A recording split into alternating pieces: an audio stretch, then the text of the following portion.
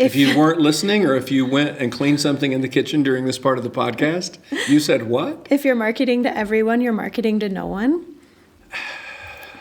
Most of the clients that come to us and start talking about we need to firm up our brand because they know their brand, maybe in the past they thought it was logos and colors. They've gotten past that. Okay, our clients are smarter than that. They know that it has something to do with telling their story. Let's get into your story because that's the only way to get to the word authenticity. Right. You can't buy it and you can't fake it. If you don't learn how to tell your story, you're never going to be authentic. Bonnie, I'm so glad that you are actually maybe the first guest on our 2026 episode run. What do you call that? Is it episode? Season. Season, thank you. Of our podcast called Design to Help Your Business Grow, sponsored by PASLEY Commercial Interior. And we're just so glad that you're kicking off this year with us. Yeah, I'm really excited to be here and to chat a little bit today.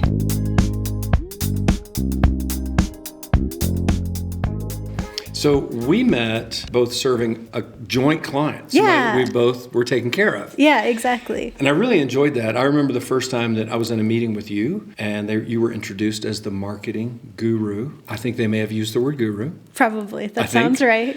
And I was like, interesting, because I love people in marketing because it's a job I don't do and I can't do. And that's kind of what we're going to be able to talk about a little bit today to define that. So let's, by way of introducing our audience, our business owners, sometimes there are other professionals in the design or architecture space. And maybe many people are even coming in today listening who are hoteliers or restaurant owners or people in the hospitality space. Introduce yourself. Give us a little story about how you got where you are and what is your position right now in your firm. Yeah, absolutely. So I own and operate Pollinate Marketing, and I got here by working with hotels and restaurants since I was 15. And then I worked doing marketing in a corporate restaurant, and then I worked for Visit Colorado Springs. And so my whole life has really led me to this point. I've found that hotels and restaurants in particular are my people, and I speak their language and they speak mine, and it's the most fun way to do marketing that I've found yet. Okay, that's exciting. Now I get to reciprocate a little bit. And I've been thinking about this because unlike you who grew up smart and, in her spot, I sort of backed into becoming someone who helps people with their branding and their business growth strategies. But since I've been very young, I've always loved hospitality events. And for my journey, it was playing concerts. So I don't talk about this a lot on our show, but my wife and I performed hundreds, if not thousands, of concerts in the 90s. I began performing music in the 80s. So I've been performing and hosting people in venues my whole life. And there's a magic to creating a space where people can never forget it. And that's the beautiful thing about music, is that it's more than the performers or the talent. It's can you create an environment that people cannot forget that hour and a half. So when I think about branding and when my family's firm and my wife's intelligence gets applied to interior design, to me, that's the magic. It's fitting the brand, which is the experiential storytelling, and the interior design stuff smashing together. It's sort of like creating a mini concert for a business, though, where they're going to be hosting the show every day. Yeah, I think the one thing that I would add to that is maybe it is so much about the show of the seating, of the turn, of the guest's arrival. And there's so many beautiful things that happen when someone gets to the place. And I think when it comes to marketing, all the way through the guest journey, from the time they discover you to the time that you send them an email like, hey, thanks for staying with us, a lot gets lost. It's not always well translated, the beautiful things that happen, the handwritten notes, whatever, when you're there. And I think it's so special to have seen the dance of running a dinner service and how much you think about each point, and it should be 12 minutes until the appetizer comes out, and getting to translate that to treating the guest in a way that makes it so easy for them to book with you and stay with you. Tell me what your clients who come to your firm for marketing assistance, right? What's the most common mistake that they're making or make in their process of engaging somebody who is going to be their marketing team? Yeah, a lot of our clients come to us wanting the Instagram posts, which is great. Someone told them at some point that they should be posting on Instagram. Because you make them really sexy. Yeah, I've exactly. Seen it. I'm amazed. And that's really beautiful. And I love doing that. But I think we need to back up a lot of steps before we post the first post. And a lot of that has to do with who you are as a business, what you've already developed for them, but really thinking about how we tell that story in a way that sets you apart from everybody else. Especially when it comes to hotels and restaurants, because like I live in this town and I wanted to stay somewhere else for my wedding last year. And I Googled hotels near me because I wanted to see.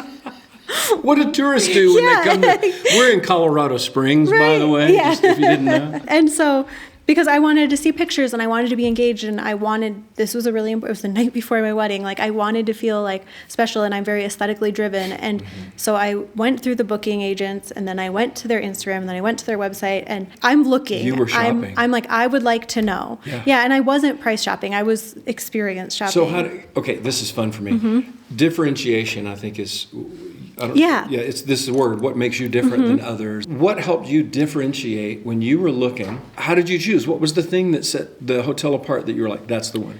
Well, first and foremost, it was what you guys do. So it was like aesthetics. Okay. It was very important to me that it was cute. Fair. So important. And then the other thing was personality. Okay. So like I wasn't looking for an adventure-driven stay. I was looking for more of a pampered stay. Yep. But I also wasn't looking for a stuffy stay. And social media and your website is a really good place to kind of show me that I'm going to this place that's really beautiful, but it's not going to be pretentious. Got it. You kind of had a little list that was internalized to you. I would assume that, oh man, I love this part of our conversation. We have so much fun together because we're always kind of thinking and processing. Everyone comes to a decision about anything they're about to spend money on with a little preset list of criteria. Even if they're not aware of it. Right. They sort of have a differentiation that they want already. Hospitality is very specific. And I realized that, when everybody opens up their search window, they're not all in the same criteria. They're not all looking for the budget one. They're not all looking for the big one. They're not all looking for the name brand. Some do, though. But there's these other more nuanced things. Is it cute? Right, important. Is it not pretentious? These are kind of sophisticated, but you knew what that meant. Right. And would it feel like, I assume maybe there's a spa there or a sense of caregiving or amenities that would make you feel like you're kind of in a spa. Right, exactly. Right? That kind of a feeling. So I think most of the clients that come to us and start talking about we need to firm up our brand because they know their brand, maybe in the past they thought it was logos and colors. They've gotten past that. Okay, our clients are smarter than that. They know that it has something to do with telling their story. What they realize mostly is that they're not poets. They're not quite sure how to put what's in their heart out into words. And so they need somebody to assist. And so what we love to do is sort of interpret the story. But the first thing and I think it's where people come in and they make the mistake. I can't help you build a brand on a Pinterest board that you bring in. Just because you like a thing doesn't tell me enough about your business story. Yeah, absolutely. I think it's similar with us, right? Like people come in and they're like, I don't know, just post something on Instagram. And I'm like, I'm tired of doing it. Yeah, exactly. And I'm like, well, we need to know who we're talking. It's like I take what you've created and I'm like, make sure that we're holding to that. And occasionally somebody will say something like crazy. They'll be like, let's do this thing because I saw this other business doing it, got a lot of likes. And I'm like, well, is this speaking to our person? And even in ads, like, yes, we have to get a message across. Yes, they have to book. But I see, the algorithms know me, I see 15 hotel ads a day. And how often are they a bed in a room? Okay. I'm sure you have a bed in a room, but what else is there to help me remember you? Yeah, that's not enough. In order to start defining the difference between branding and marketing, which is what we're focusing on today, okay, here's how we're going to do it. Let's talk about how we have to have an ideal client profile to do our job. And then maybe what happens to us if we don't have an ideal client profile. We got the business story. Let's say we know some about the why and there's some pressure. We understand sort of the dream and the vision of this thing. What happens though if we haven't clearly defined our ideal client? You can take the good or the bad. Yeah. Which side of the coin do you want? I'll take bad. Okay, you take bad. I'll try to do good. Well, what happens is if you're marketing to everyone, you're marketing to no one. Oh, you're going to have to say that again? If you weren't listening or if you went and cleaned something in the kitchen during this part of the podcast, you said what? If you're marketing to everyone, you're marketing to no one. And Thank so you. What that means practically is that your conversion rates get more expensive, your ads get more expensive. It's more difficult to get someone to take action because you haven't showed them why they should care about you specifically. And you can only do that if you've chosen who cares. Yeah, we all want all the business in the world. We all want everyone to come and dine with us. But there's a particular client type that's going to have a better time, tip your servers well, treat you better, tell their friends about you. That's who we want to be talking to because that's who's going to convert and who's going to come back and who's going to give to the success of your business. And I bet if that's not clarified, I bet business owners in this category who are failing to clarify probably are spending marketing dollars every year wondering why they're not getting more of the people they want. Yeah. Who do they get mad at, Bonnie? It's fair. This is a podcast. Right. We can talk out loud now. It's horrible to be blamed for something that's really not your problem. Okay, I bet you have a lot of ways, though, as a marketing firm where you are trying to help your clients coming in the door clarify their ideal client because you feel pretty helpless and hamstrung if you don't get it. Yep. Right? Quick survey. How many of your clients, let's say, we'll do a percentage out of 10 or whatever, simply are too broad when they come in and talk to you about their ideal client? Most. Okay, most.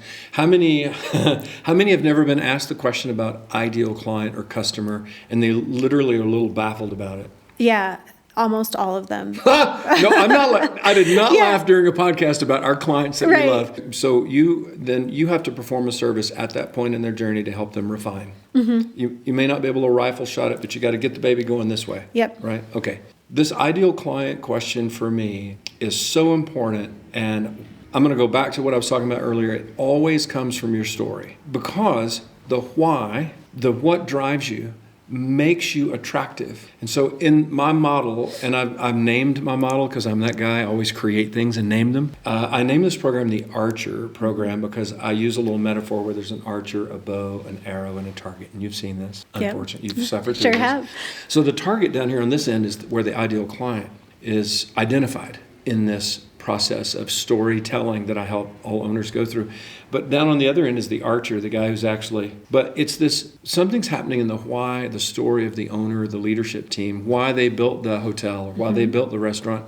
There's so much why and story in there that if they don't uncover it and become clear about it, they don't know that they're naturally always attracting a certain target, that they're naturally going to shoot an arrow and hit it closer to the center if they just stay true to their story. Quit telling me what the AI tool or the market or other popular hotels are telling you that you should do. They're telling you that we're successful. You should tell our story instead of your story. Did I explain that? Because I feel like I put my foot in it. No, that makes total sense. But they're trying to gather data that says, where can we be successful? And my instinct is, no, let's get into your story because that's the only way to get to the word authenticity. Right. You can't buy it and you can't fake it. If you don't learn how to tell your story, you're never going to be authentic. And this is as true for a business as it is for a person. Mm-hmm. So if I can get you telling your authentic story, your natural gravity, just like a heavenly body, right, starts to draw things toward it. Let's wrap up by focusing on who for us has been our ideal client. Yeah, my ideal client is a heart-led business owner or decision maker in the business. They're someone who wants to fill tables and calendars and beds, but they're also someone who really wants to feel a bit of a surge of pride when they see their business come up on their Instagram feed or their website pull up and really want to be reflected well. Mm-hmm.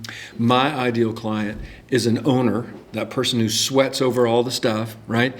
Who loves people. I love people. I've always been a people person my whole life. So if you love people, you're a host, you're a hospitality, you're a coach, you're an advisor. I work with all kinds of professional services humans.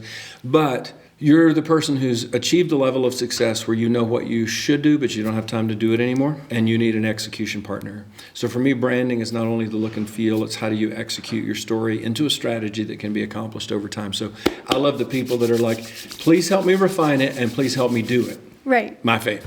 All right. Let's give some practical advice so that people who've listened to the podcast, thanks for staying with us. Must be because Bonnie's entertaining. Let's give some practical advice. What's one thing that anyone listening could do today to click up their marketing 1 degree? By the way, on the side, We both know that if you could click it up 1 degree every month for 12 months in a row, a year from now, we would be telling some stories. Part of what you do that I've seen in your business is you're really good at coaching people to incremental change. It's not just a big strategy story. It's we need to do this quarter. You need to do this quarter, right?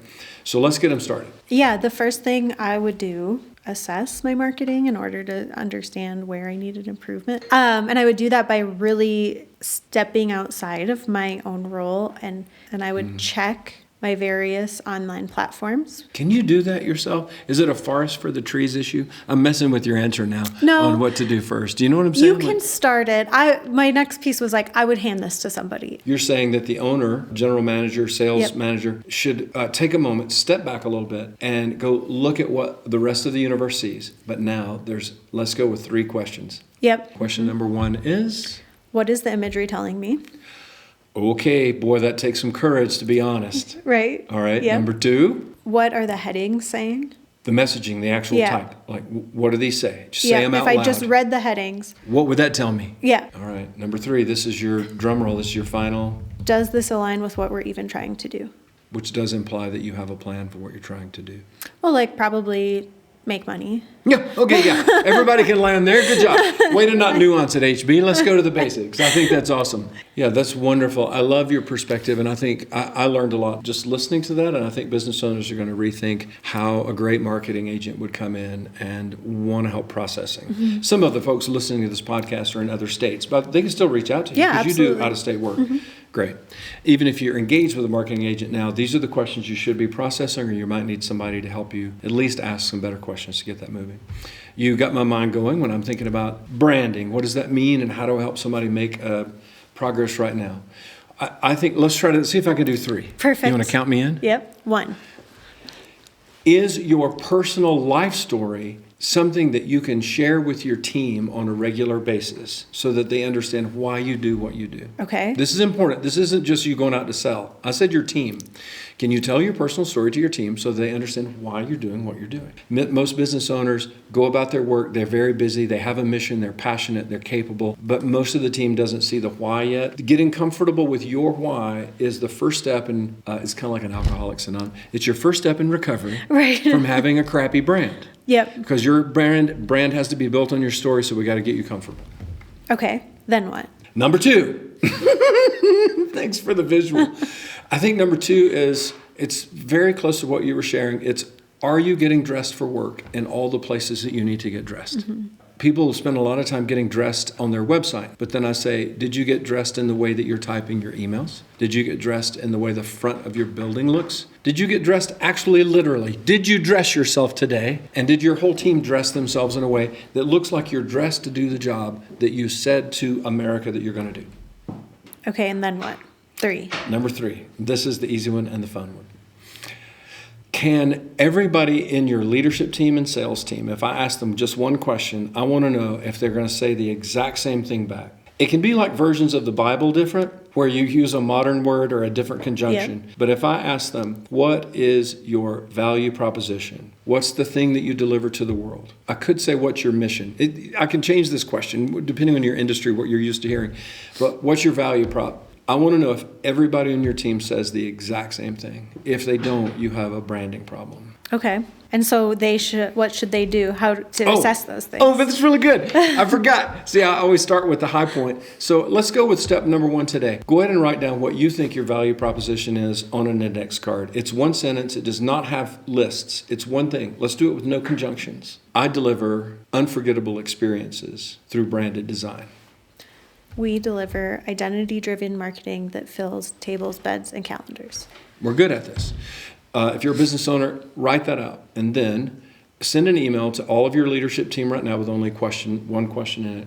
If you could state, what is our value proposition to the world? Type it back to me, give you 24 hours. Get all those in and take a look and see, are you all on the same page or are you all over the map? If you're all over the map, it might be time to encourage yourself that this can be improved. You might need a partner like Bonnie to come and help, but this is the first step. Let's just assess it and see where you are right now. Great. Pretty good? So good. I've enjoyed our time. For people to contact us, they would go to PASLEY commercialinteriors.com. This is the home of our podcast where you find articles, yada, yada. How do people come and find you? You go to pollinatemarketing.com. Awesome, and I hope you will. We might see each other again on this season. We'll see. We're certainly going to have a lot of guests this year who are in the hospitality space, both hoteliers, restaurant owners, event centers, also people in med spas, because these are all people that host, take care of, and love human beings. And we certainly share that same affection. Yeah, absolutely. So thanks for being the kickoff for our Sweet. podcast. Thanks. This has been great. If you need to create an unforgettable experience, then Branded Interior Design is your secret weapon, because we don't do boring. Designed to help your business grow, PASLEY Commercial Interiors.